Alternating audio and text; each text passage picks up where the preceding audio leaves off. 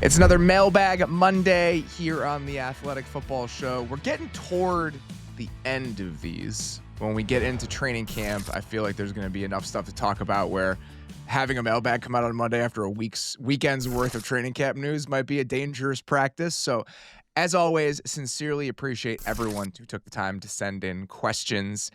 We got a ton of good ones. Really excited to dig into this. Here to help me sort through all of your questions, it is my co-host here at the Athletic Football Show, Derrik Klassen, and our producer, Michael Beller. Derrik, you weren't on the show last week. We were just like the scheduling quirks. It's nice to have you back.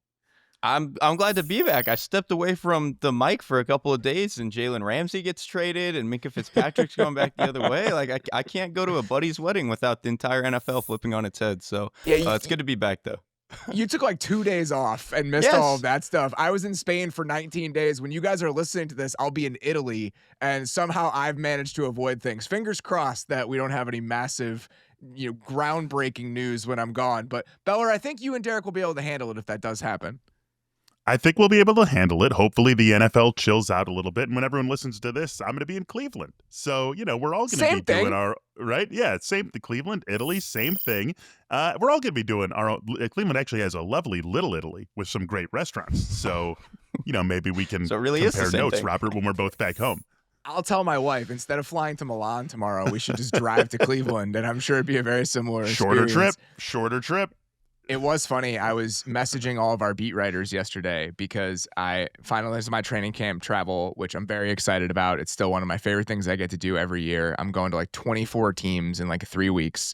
And I was talking to all of our beat writers being like, hey, I'm going to be there. I'd love to chat with you guys. And on Slack, there's a little notification or a little symbol for vacation. Every single beat writer has the vacation signal up right now because that's the time we're in the NFL calendar. So, Derrik, I think it's okay for you to steal away for a couple days to go to a friend's wedding in July.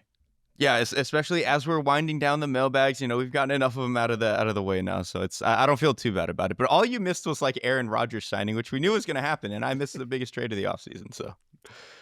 Before we dig into these questions, I want to address one quick thing. That show we did a couple weeks ago about which teams we overrate and underrate in a given season, and we went back over the last decade and kind of found some examples that fall into different buckets. A listener, I don't know what to call these people anymore.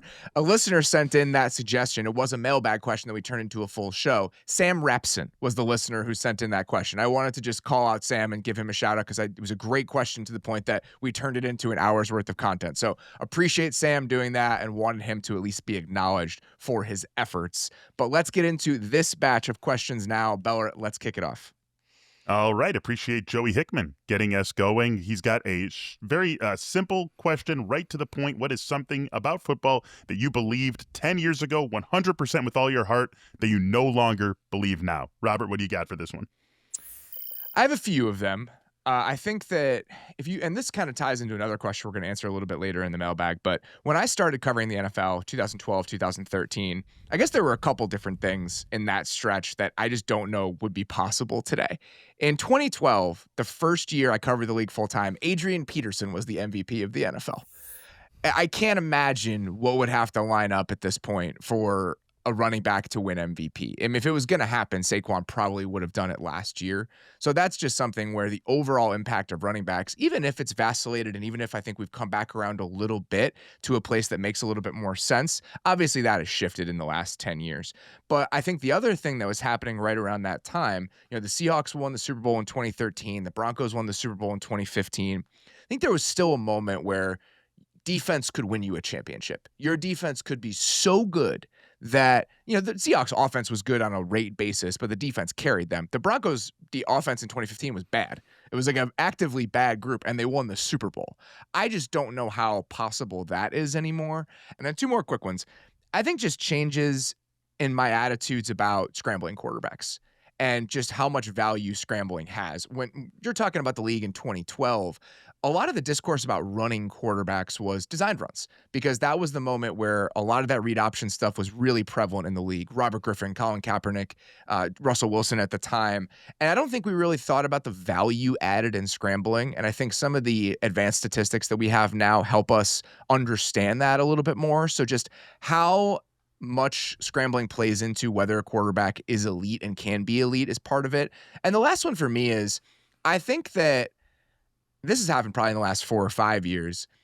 I'm a little bit more hesitant about how much I'm buying into, like, what the flavor of the day is schematically and, like, which trends are hot, because I think that the innovation curve in the league has become so depressed because of how flat the information movement is, that I think things are going around and coming back around so quickly that if you're chasing whatever the hot thing is, you're already gonna be a half step behind. So I think just how much these trends matter and whether or not we should be buying into them full scale, that is something I've become a little bit more lukewarm about. That's a really good one because they're still important to talk about, right? To explain like why these things are happening in the game. But yeah, to the point of like, oh, everyone needs to do this and everyone needs to hire XYZ coach who's going to install this defense or whatever it is. It's like, I don't, you're probably a little bit late with stuff like that.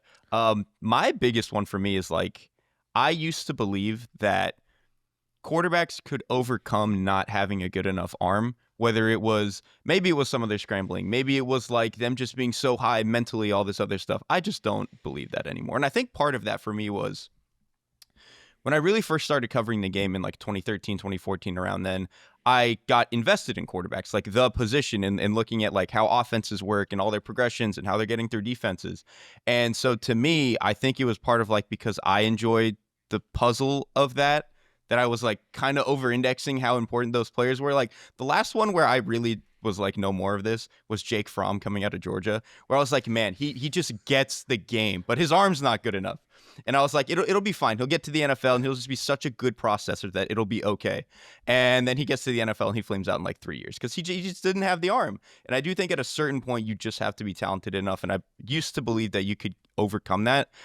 That just doesn't I think you can to the degree where you can be like a Gardner Minshew, right? Where his arm is way below the NFL threshold and you can be stick around for 8-10 years and be a backup or whatever. But to crack into that like top 10, 12, you got to hit the threshold or you're just screwed. I have a theory as to why that might have happened for you in like 2012, 2013. At that point, we still had Brady, Manning, Breeze, all of these guys kind of getting into the back half of their careers, and their arms had started to diminish. Yep. But I think there's two things going on there. One, that's 15 years of processing information that allows them to play that way with diminished arm strength. You don't have that stepping into the league with diminished arm strength. And the other part of it is, I think that people who started watching the league in 2012, 2013 just don't understand what kind of arms Peyton Manning and Drew Brees had when they were younger and more physically gifted. So I think for two different reasons, there's a tendency in that stretch of the league to misunderstand what traits you need and what ratios in order to be successful in the NFL as a quarterback.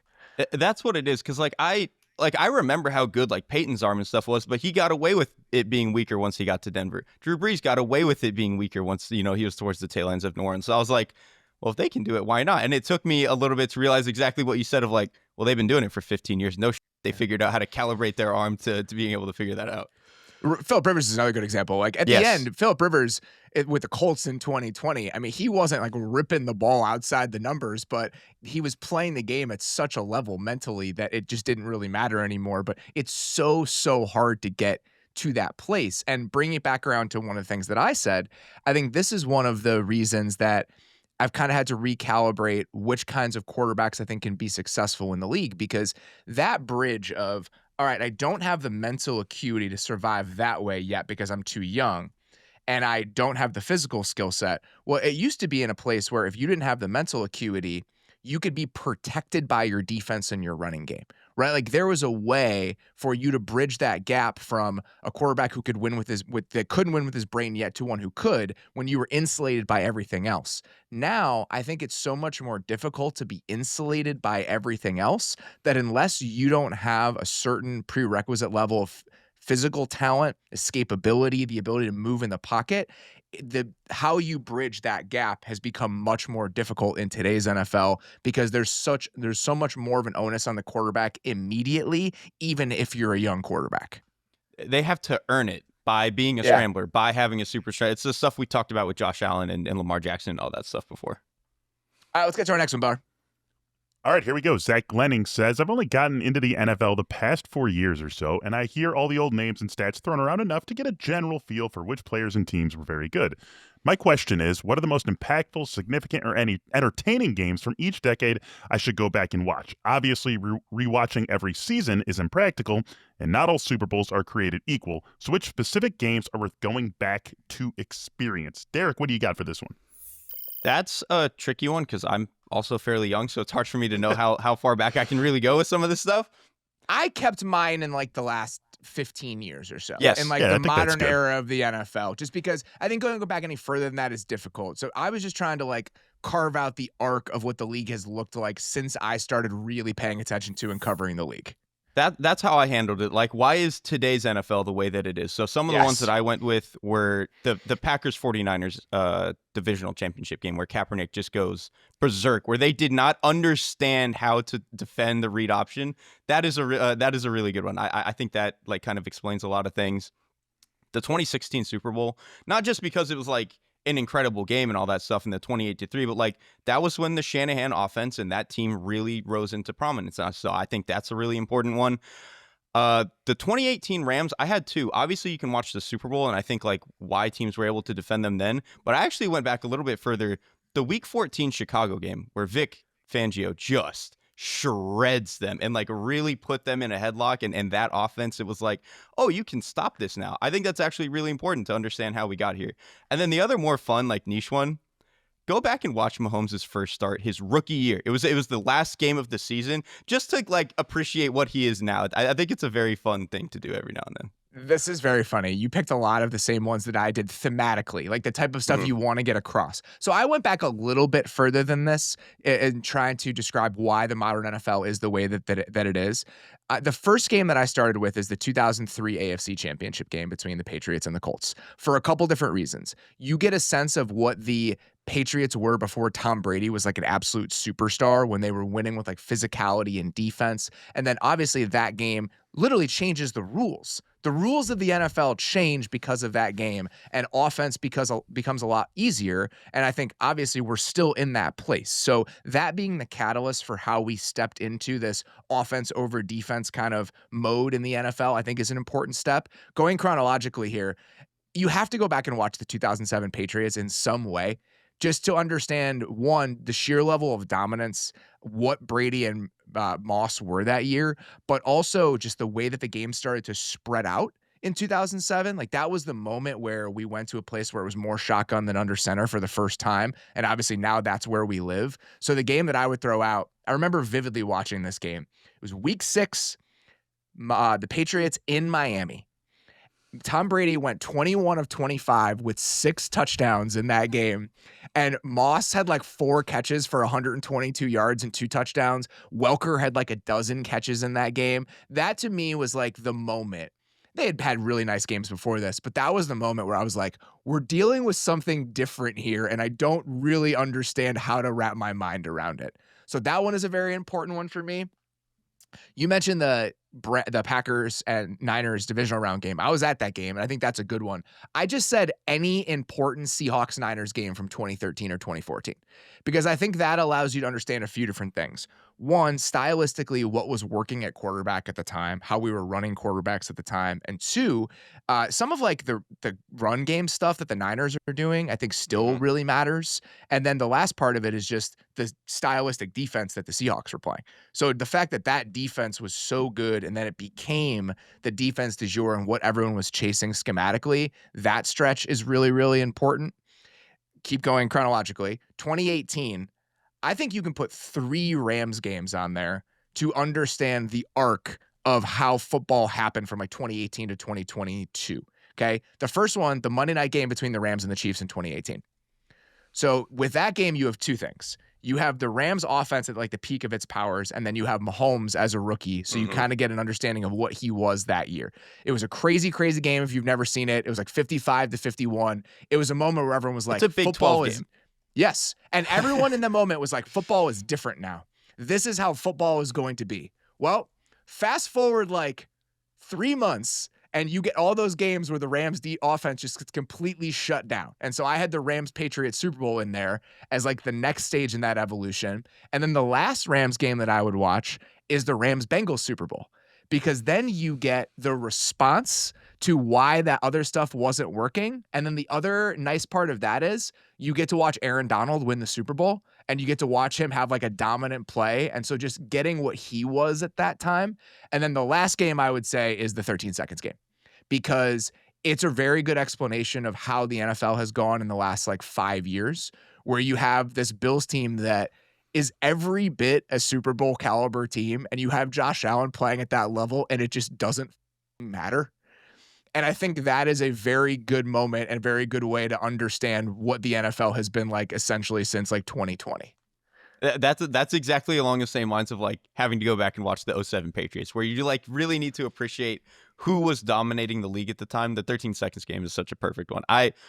I did not even think of doing with the Rams where you get the full arc, getting to the other Super Bowl with the Bengals, but that is so perfect because they literally traded away the quarterback who you just talked about 2 minutes ago was able to put up 50 points against the Chiefs, and then a couple of years later he's gone, and then they win the Super Bowl with Matt Stafford. So yeah, you got to close the loop there. So I think those three, even though they're the same team, they give you a really good snapshot of the league. The last one I would throw out there, I don't remember which week this was, but there was a game that J.J. Watt played against the Bills. It was like a regular season game on a Sunday afternoon. Yes. And I want to say he didn't have a sack in this game, but I think he had like 15 pressures and he had a pick six for a touchdown.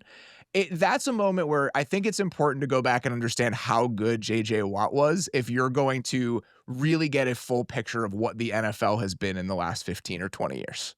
Yeah, that was harder to rack my brain for, like just a specific individual performance to explain it out. But that J.J. Watt game, that's the best one probably. It's a random game. It's like week 5 or 6. I remember watching it in a bar, and I was just like, this is the best game I've ever seen a defensive player play. And he actually didn't have a sack in the game. All right, Bottle, what's our next one? Okay, Jack Wilborn says, Robert, we are not so different, you and I. You cheer for the Bears, I the Patriots, but our team's fates seem very much aligned as of late. Both spent first-round picks on quarterbacks in 2 recent QB-heavy drafts. Both have lacked even halfway decent offensive play callers. It's with this that I ask the following. Are either Justin Fields or Mac Jones busts? Were they bust the moment they didn't get a second contract, or have they merely underperformed like many draft picks do? And then he gets into a further question of what even makes a bust. He says that he thinks draft position and pre-draft hype have to be there, but what's the cutoff? Is being drafted in the first round a requirement, or could a high-profile prospect who slid also be bust-worthy? Shedeur Sanders was maximally hyped, but slid to round 5, so could he be bust-worthy? While what makes a bust will always be somewhat vibes-based, I would love to hear your guys' professional take on the subject. So, Robert, why don't you take this one first? First thing I'll say, I don't use that word and never will.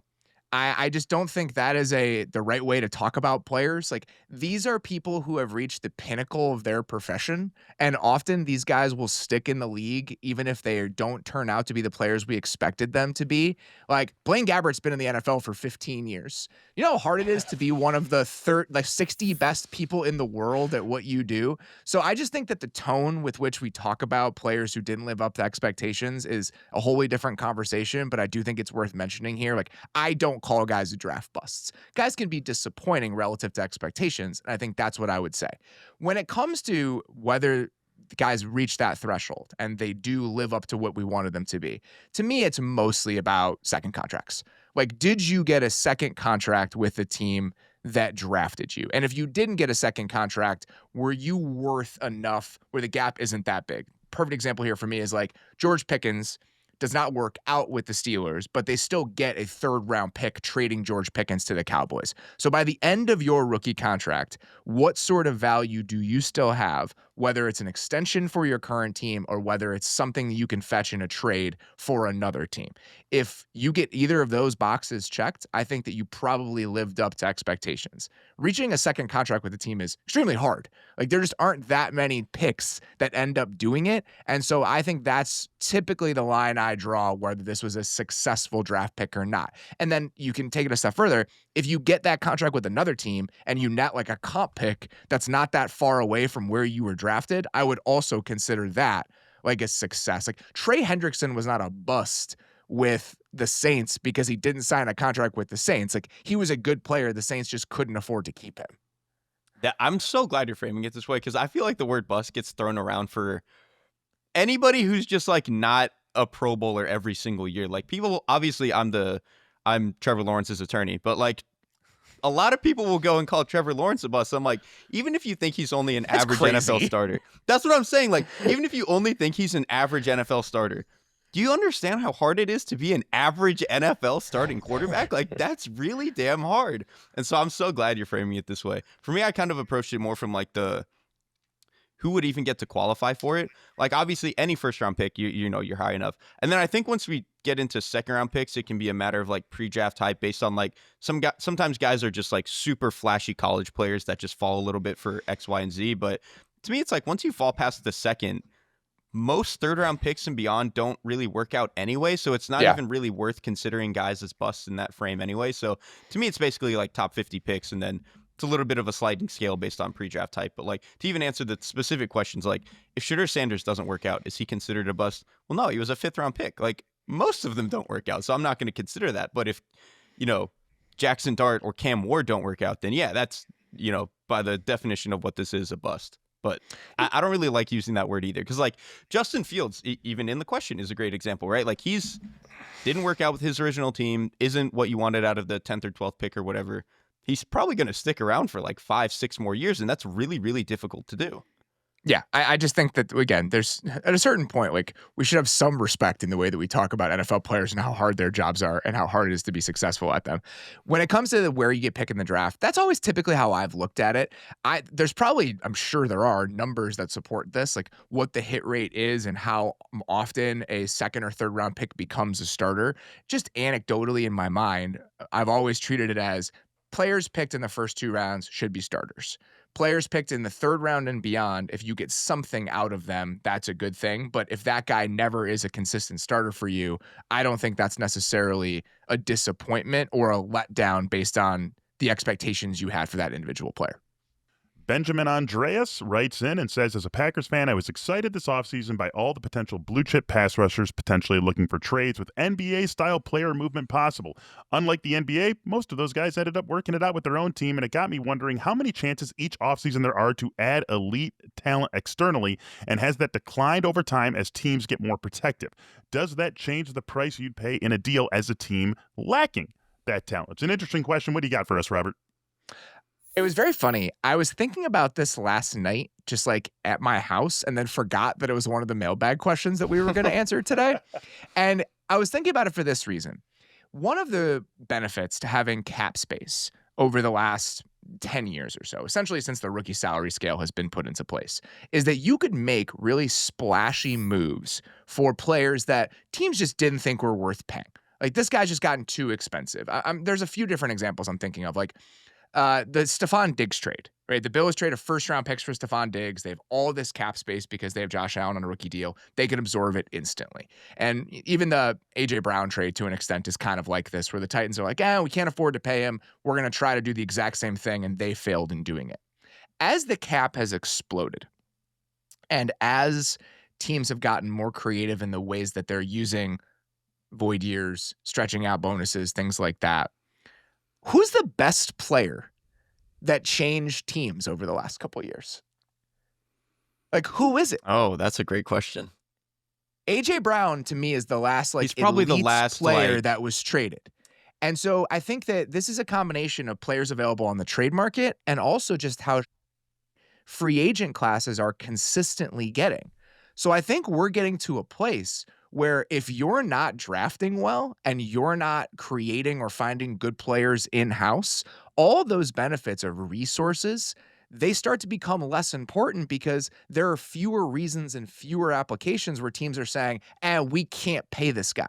For the most part, teams are paying everybody they want to outside of a couple specific examples. Even the Bengals with Trey Hendrickson, like, that would typically be an example where it's like, all right, they just can't do this. And even they are hesitant to trade a guy like that. So I think we're just getting to a place where there are going to be fewer and fewer elite players available on the veteran market, either through trades or free agency. And that means if you don't develop your guys in-house, it doesn't matter what sort of resources you can throw around. Those splashy additions feel like they're going to be harder to come by moving forward. And I think that's especially true at certain positions, pass rusher. Like, how do you replace a Pro Bowl pass rusher? Probably a first-round pick. You probably got to go spend a first-round pick on the next guy. And at that point, then you're kind of locking yourself into what you're doing on draft weekend, which you probably don't want to do that either. So it kind of comes with its own set of complications. I also think it's slightly different in terms of what teams are willing to give up for a player in the NFL versus the NBA. In the NBA, you've got 5 players on the court. So bringing in one superstar has such an outsized impact on what is happening every single time they are on the court. With the NFL, obviously one player can still have a huge impact, but there's just more players on the field at a given time, and your rosters are way bigger. Like, it's sometimes a little bit harder to justify spending 3 first-round picks on a player if it's not a quarterback, when it's only going to be, this is one cornerback for us, or it's one pass rusher. And obviously there are incredible players who have a high impact there, but at a certain point, it's like teams are just not willing to give up that much when it's one of the 53 players that you're rostering on a given day. Yeah, and I think it gets to a point where here's a forced analogy. It's kind of like trying to buy a house, right? And if there's one house available in the neighborhood and you need to pay 3 times as much for that house, you're going to be hesitant to do it.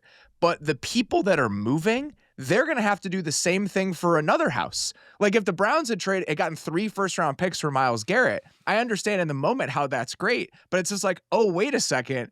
The next Myles Garrett costs 2.5 first-round picks. So we didn't really do anything for ourselves. And so I think that, coming from a couple different directions, the supply and the demand side of this, that's why there's just been a little bit of a stalemate in that sort of movement, because both parties are looking at those pads and just being like, I don't know if this is worth it. Like, I'd rather just roll with what we have right now because the uncertainty isn't worth taking on.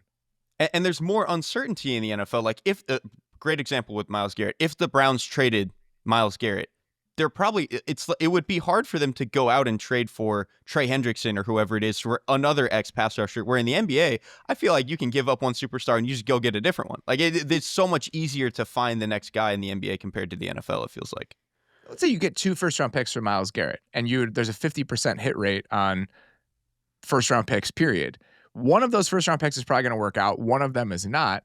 And what's the best case scenario in that? One of them becomes 70% as good as Myles Garrett. And so I think that's why both sides in a lot of these are just sitting there being like, I just can't justify this. The price is too much on both ends because of how little supply there is for these truly elite players in a given offseason. Okay, guys, the next question is from Philip Coop, and Philip says, I was listening to your second-year QB show, and it got me thinking about how we think and talk about players and their situations. Drake May gets a pass for not winning games because he played well in a bad situation. Saquon probably didn't get enough love during his time in New York because of the situation. Trevor Lawrence gets a top-of-market deal despite not really earning it because his situation has depressed his play. If Caleb Williams succeeds this year, it will be an interesting discussion about whether he has improved or the situation has. So my question is this. When you're watching players, what are some of the things you're looking for to try to separate out scheme, supporting cast, and opponent in your assessment of that player? Derek, why don't you start us off on this one? It's hard because it can very quickly become a slippery slope, right? But to me, it's just like who is really messing up? Because obviously it's easy to look at the stats and be like, oh, X player is not playing up to the level that he deserves. And obviously Trevor Lawrence is a good example of this. But if you watch a lot of those Jaguars teams, offensive line was disgusting last year. It was one of the worst in the NFL. But then to me, it's also like to the point of like accuracy with quarterbacks. I've talked about this with a number of different receivers. Okay, so Joe Burrow, actually, I'm going to go with a very good analogy or a better example. Joe Burrow is a naturally accurate quarterback, right? But he gets to look even more accurate than he is because Jamar Chase comes back to the ball better than anyone else in the league, and T. Higgins is pretty damn close. Whereas you watch Trevor Lawrence and the players that he's working with the Jaguars, Christian Kirk is a good player. He doesn't do a lot of that. And some of the other players that they were thrown to, especially once they had to work down the depth chart last year, some of their landmarks were wrong. Just not agreeing on where certain stuff should be. Even Brian Thomas Jr. for the first 8-10 weeks of the season, there were certain over routes where he's coming down a little bit towards the end and Trevor Lawrence is throwing it high. And they're just disagreeing on where the route should be. And so I think that gets into a lot of it. And then scheme stuff, that can obviously get a little bit trickier, but sometimes that at the end of the day, it just comes down to how often is the wide receiver wide ass open? And it can literally be that simple sometimes. And with some quarterbacks, it's not a lot. And sometimes it's, you watch a Kyle Shanahan team and it's all the time. I think if at a very, very, very simple level, When the quarterback gets to the top of his drop and you pause the tape, what does it look like? That's a good one.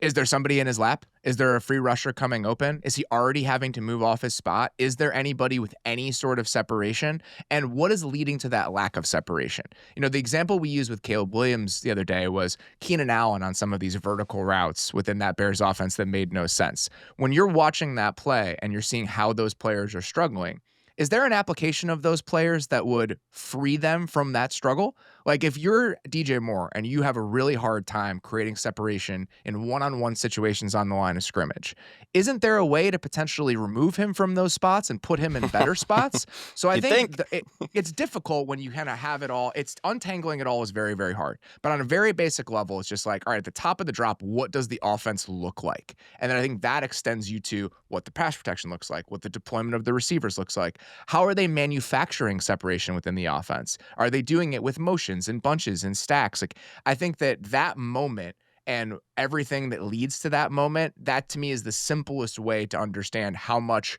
the situation is impacting things and how much the quarterback is impacting things before and after that pause moment happens. And it is hard too, because sometimes you do have to calibrate for each quarterback's play style, which then again gets into like this whole slippery slope thing of it all. Because like Dak Prescott throws into more tight windows than most other quarterbacks. Some of that is because the Dallas Cowboys receivers outside of CeeDee Lamb are not all that good.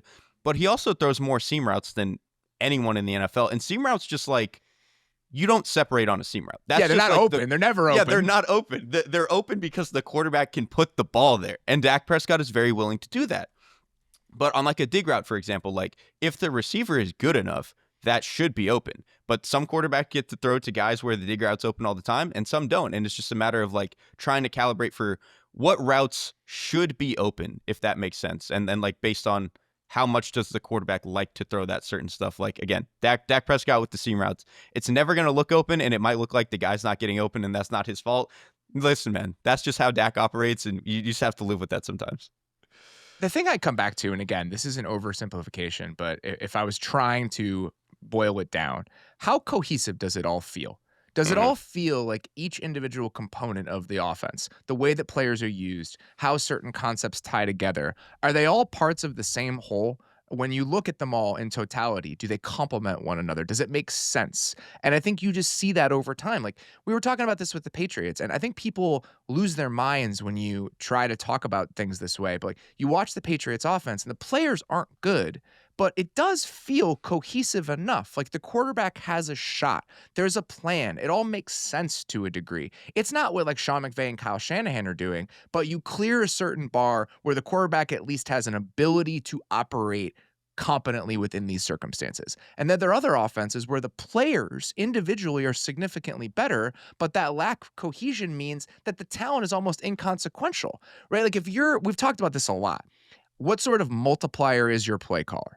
If you have average players and your play caller makes them 150% better individually, then the lack of talent ceases to matter. Well, if you have a play caller that makes each individual player half of the player that he's supposed to be, again, the talent ceases to matter.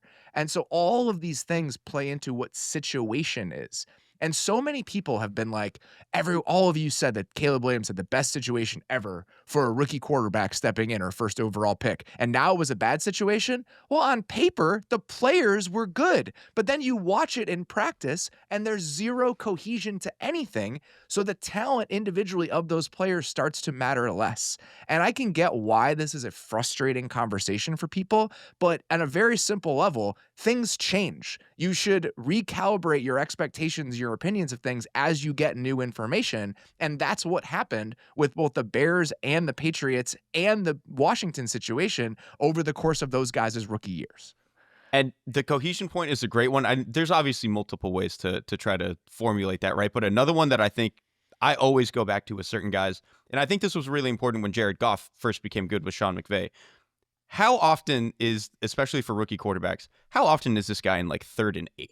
Like, or like, how often are they with the 6? Because obviously rookie Jared Goff, buddy, they were in 3rd and 8 all the time. They were running into brick walls and nobody was open. They didn't have a drop back passing game. So he was just in these horrible situations all the time. Didn't know what he was doing, wasn't a scrambler. So he's just getting smoked in the pocket all the time. Then you watch him literally the next year. Sean McVay comes in, recalibrates the entire offense. They're able to run and stay ahead of the sticks. And obviously, Sean McVay did a bunch with just really good passing concepts as well. But they were just in easier and more cohesive situations for Goff to operate. And then he just looks like a way different player. And Caleb Williams obviously is the best example of that last year, right? Where they're a team that could never run the ball early, really struggled to just get off of the platform on 1st and 10s, and then everything just starts to unravel from there. Yeah, I totally agree with that. And the last thing I'll say here is the Drake May getting a pass for not winning games. Guys, what are we doing? Win games? Yeah, what are we doing here? Like I do think this idea of whether wins are a quarterback stat.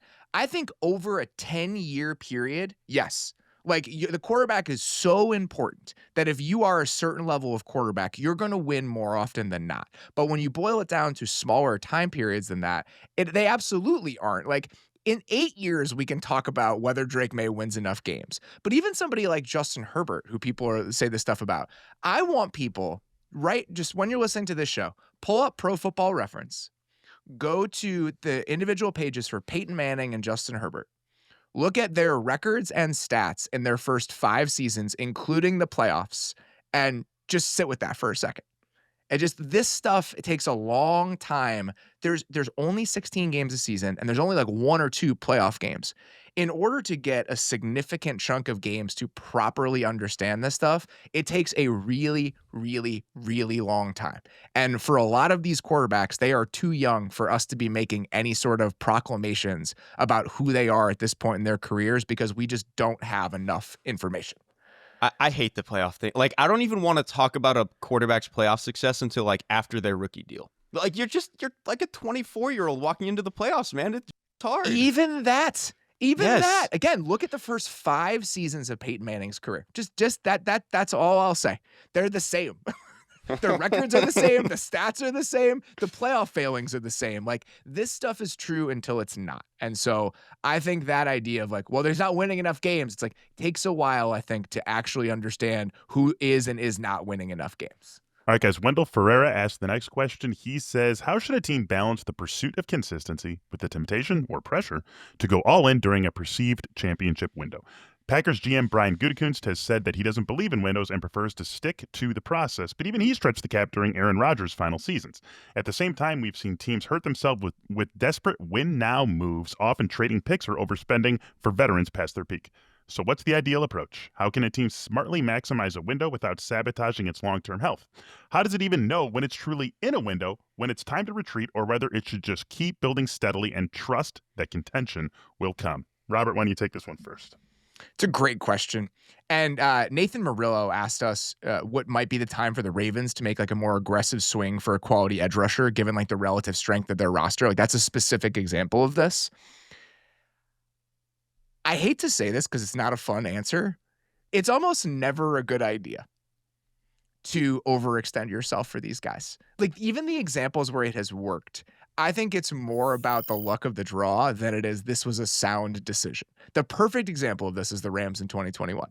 Like, the Rams trading what they did for Von Miller and going out and getting Odell Beckham. And obviously they didn't give up that much for Beckham, but the Von Miller trade is like a big trade. They traded away multiple mid-round picks to go out and get Von Miller. It worked. They won the Super Bowl. It's amazing. And I support teams being aggressive in order to win championships because I think that's what the point of this is at the end of the day. But that example is an outlier when you compare it to the rest of the examples. A lot of these moves are typically not worth it. And so I think the middle ground to me is hang on to your draft picks. Keep the draft picks. The draft picks, you will want them in order to offset what I'm about to say. In certain stretches, I think it's worth being a little bit more aggressive financially. To me, the best possible example of this is the Bucs. Okay, with the Bucs and Tom Brady, if you look at the way they managed their cap before Brady and after, this was always a team, no dead money. They never stretched out contracts, no void years, none of that funny stuff. Well, Brady gets there and they're like, we have a chance now. Like that we should do this. And they did things and pulled levers they never would have otherwise. But other than that, they were still sound in some of the things they were doing. They weren't throwing draft picks around. There was like a mitigated level of aggression. And I think that has allowed them to kind of dismount from the Brady period in a way that would be more difficult if they were combining some of those financial shortcuts with trading away draft picks. The Bills are like this. Like the Bills spent a ton of cash over like a several year span, the Von Miller contract, and now they're pulling back on that a little bit because they have to.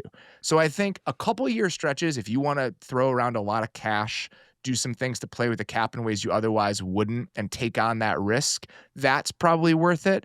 I think aggressive trades for veterans, very rarely do those work out in the ways that you want them to.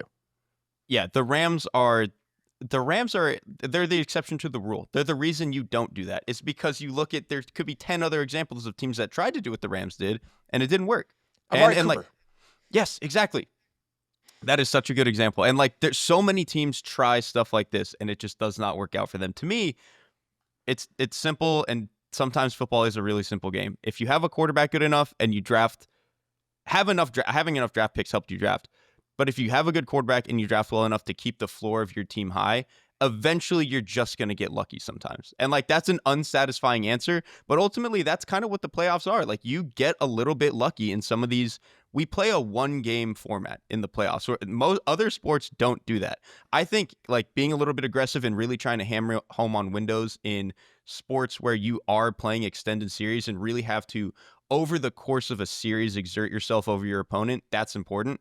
In football, you can kind of just get hot for a little bit. And so I think consistently leaving the floor high for yourself, not overexerting yourself for these 1-year windows, that to me is more important. And again, like you said, you can get a little bit aggressive with the cap every now and then, maybe make 1 or 2 of these smaller trades, but I don't think ever really over-indexing yourself for a first-round pick, multiple second-round picks. You're usually digging a hole that you're not going to get out of. I agree with that. I think a really good example of this, again, going back to the Bills, the Joey Bosa contract this year to me is the type of swing a team that's close should take. Okay, so it's a 1-year, $12.5 million deal for Joey Bosa. There are 4 void years on that deal. So Joey Bosa's cap hit this year is $5.3 million, and it'll be $7.2 million next year, I believe.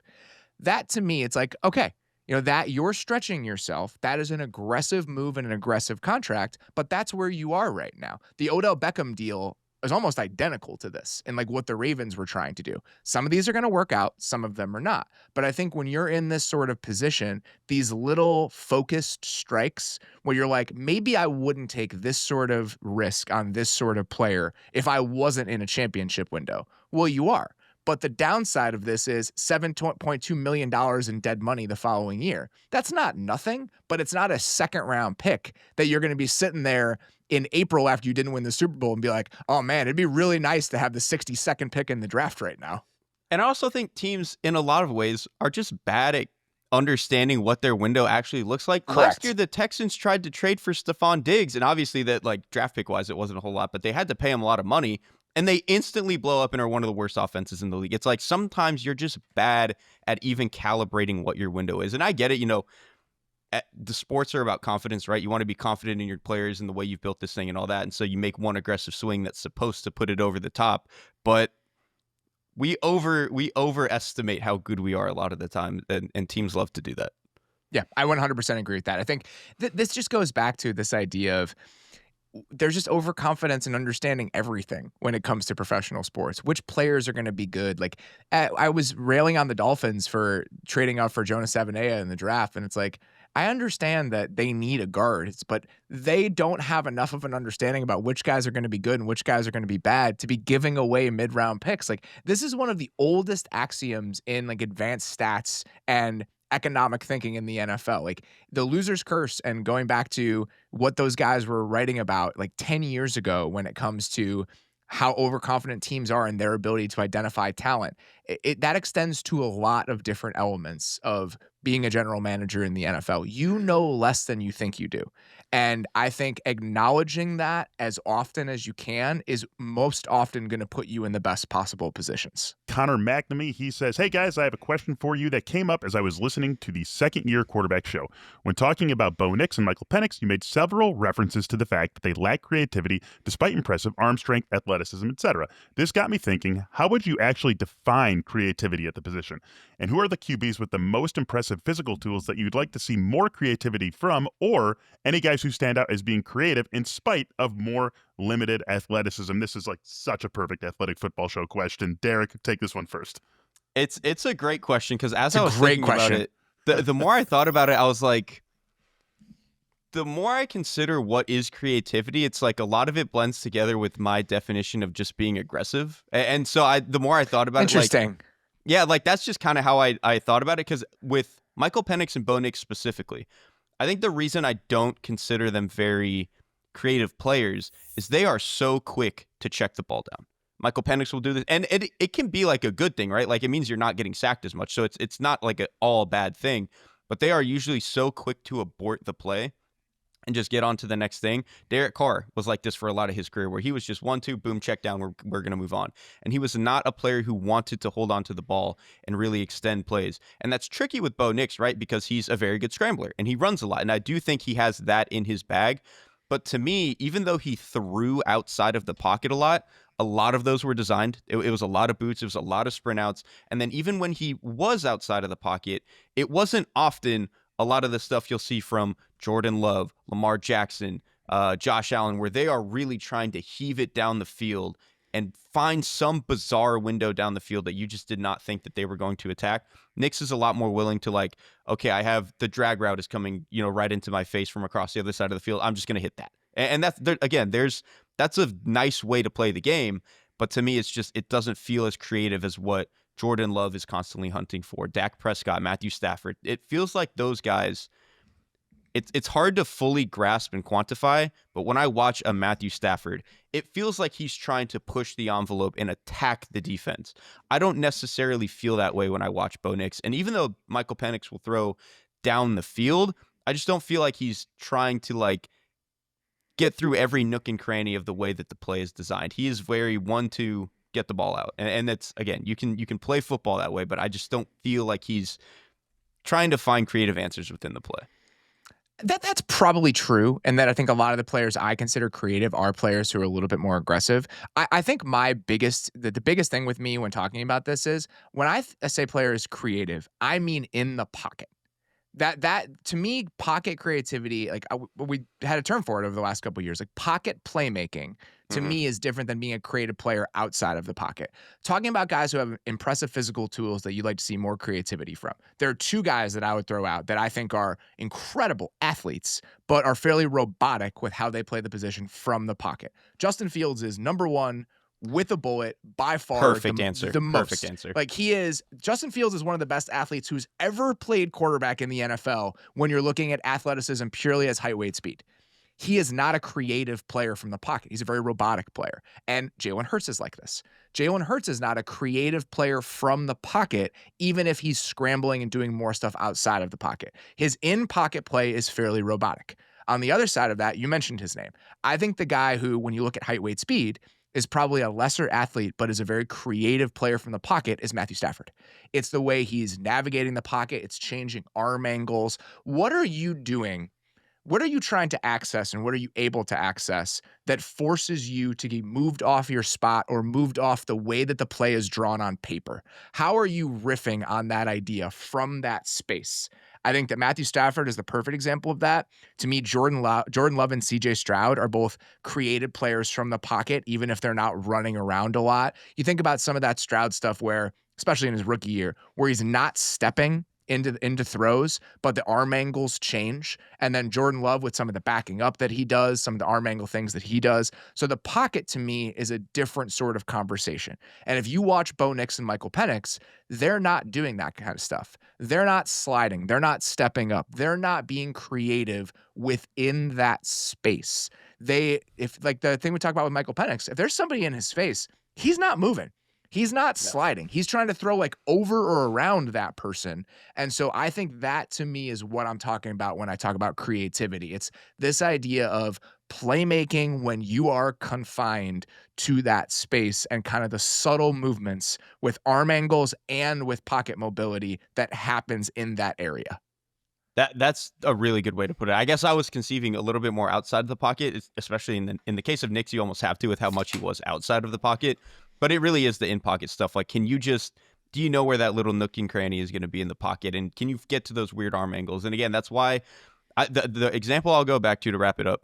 Lamar Jackson, his rookie year, like towards the end when he started playing more, he kept throwing sidearm. And people were like, what is he doing? Like, what? Just throw the ball normally. And it's like, no, the fact that he has the confidence to do this, he's going to be all right. And now he has some of the best pocket creativity I've probably ever seen. So let them do that. Yeah, I just, for me, when I say creativity, and this is just something to keep in mind moving forward if you listen to the show, when I say creativity, I mean in the pocket creativity. That almost exclusively, that's what I'm talking about. All right, guys, let's get to our last question of the episode, and it comes to us from Clayton Clifford. Clayton says, I have a question about everyone's favorite teams. I would like to hear who your favorite team to root for as a fan has been over the years, and then which team is one that has sparked your interest as a reporter. His favorite team, the 05 Indianapolis Colts. He grew up a huge Colts fan. That 05 team holds a special place near and dear to Clayton's heart. You had Peyton Manning, Edgerrin James, Marvin Harrison, Reggie Wayne, Brandon Stokely, Dallas Clark, Tariq Glenn, Jeff Saturday, Robert Mathis, Dwight Freeney, Bob Sanders, with Tony Dungy as the coach and Bill Polian as the GM. A team filled with Hall of Fame talent that was so much fun to watch. He remembers Nick Harper picking up that Jerome Bettis fumble at the goal line. I think we all do. Ben Roethlisberger with the shoestring tackle, and he cried as Mike Vanderjagt shanked the field goal that would have tied the game and sent it into overtime. So he wants to hear about our favorite teams. Robert, why don't you go first here? 06 Bears. It just is my favorite team of all time. I think for a bunch of different reasons. Like the 05 Bears defense was probably better. Like go back and look at some of the stats with the 05 Bears defense. It's one of the most ridiculous units that's played in the NFL in the last like 2 decades. They allowed like 12.6 points a game. They scored as a team 16.3 points a game. They won 11-5. That's enough. You just need more. that defense was so good. And then they got burned down by Steve Smith in the playoffs. But the reason that it's 06 is because you have most of the same main characters from that defense and Devin Hester. And that was my freshman year of college. And so it was my first time away from home. And being able to watch that Bears team, the Monday night game against the Cardinals, like just so many moments from that season kind of making me feel a little bit closer to home. It all just kind of came together in the right way. Like that is my favorite team that I've ever gotten to watch as a fan. As a reporter, I think the early McVay Rams is the team that like just made me think about football a little bit differently. And I think I'd probably throw the 2016 Falcons in there as well. Like the 2016 Falcons I was 4 or 5 years into covering the league, and I remember we did a piece at The Ringer, trying to make like second half predictions. And the Falcons were like a 500 team through week 8. And I was like, that team's going to the Super Bowl. Like you just watch the offense. I'm like, that team's going to the Super Bowl. And so I think that a lot of the ways I started changing my tune about how I saw modern football was attached to that 2016 Falcons team. I mean, that's that little era of him and McVay. If I'm going to answer that as a reporter, those are probably some of the teams. I had a few different answers here. I had like kind of when you go back a little bit younger. So for me, it's like the mid 2000s Bucks. These teams were not very good, by the way, but they had Jeff Garcia and Joey Galloway. There was something about it when I was like 10 years old. I just thought they were so cool. Like Jeff Garcia was a little bit of a wild boy. Galloway was like the fastest player I could have ever seen.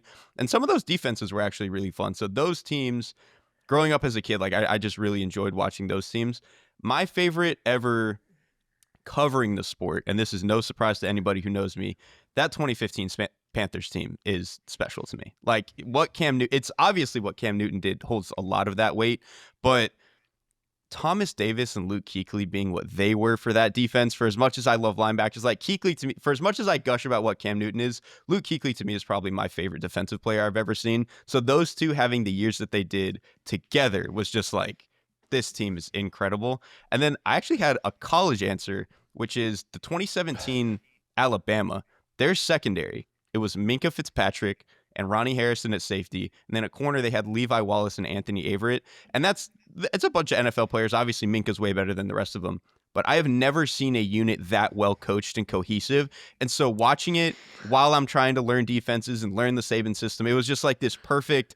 I loved everything about watching that defense and how it felt. The Jeff Garcia Bucks and the Levi Wallace, Anthony Averett, Alabama secondary is just one hell of an answer here, sir. I thought Anthony Averett was going to be so good, man. I held on to hope for like 3 years when he was with the Ravens. That's incredible. Man, I'm going to get in on this one too. I'll bring us back from that and go with a little bit more red meat fan stuff. 0-1 Bears. It was the first Bears team that was like good that in my lifetime, or at least that I remember. I was like 10 years old, the '94 season, when they like upset the Vikings in the first round of the playoffs. But you're 10 years old, you don't really care about that. The 0-1 Bears that went 13-3, that had no business going 13-3. Back-to-back Mike Brown overtime walk-off pick sixes. The first one against the Niners, the second one against the Browns. They only get to the overtime against the Browns because they hit a Hail Mary to James Allen to force overtime, and then Mike Brown does it again. It was so much fun. Mike Brown was so good, dude. Mike Brown was so good. I love the linebacker group. It was young Urlacher, so he was unbelievable. And then you had Roosevelt Colvin and Warwick Holdman as the other linebackers on the team. They were so much fun. And I would have been 17 that season. And there's just when one of your teams is really good and fun between the ages of like 12 and 18, like junior high and high school, right? There's just something special about that. There's something unique about that. And that was the first one that I had like that. So that team just will always hold a special place in my heart, even if they got embarrassed by the Eagles in the first round of the division. They got a bye, but in the divisional round of the playoffs, did not go so well for them against the Eagles. But I will always love that 0-1 Bears team. Not a good team. I mean, it reminds me a little bit of like the 13-3 Vikings team of all time. As soon as you said 13 wins, I was like, the Vikings were kind of that way. Yeah, Jim Miller to Marty Booker was the big connection on that team. Marty Booker still one of the most productive receivers in Bears history. That's all you need to know about the history of Bears receivers. There was also an unbelievable moment that season where the Bears drafted David Terrell and Anthony Thomas, both from Michigan. And then they sang a seventh inning stretch at the Cubs game. And, Chicago, right, people don't like Michigan. They don't like Ohio State. And so they boo David Terrell and Anthony Thomas. And David Terrell's like, you guys can't boo the Bears. He like says it on the mic from the press box at Wrigley as it's happening. It was just a super, super fun team. Yeah, a lot of good memories with the David Terrell pick. At least we'll always have that Anthony Thomas rookie year. Love the 0-1 Bears. Go Bears. Bear down. All right, guys, that's all we have for today. We will be back with, I believe, 3 shows total this week. So be on the lookout for those. Again, I am going to be on vacation this week, but we'll have one more show that we record a little bit in advance, and then a third and final show, and then we'll be back on our regularly scheduled cadence next week. For now, that's all we got. Sincerely appreciate you guys listening. We'll talk to you soon. Thanks for watching The Athletic Football Show. Subscribe to the channel to keep up with us. Like and comment on this video, and we'll see you next time.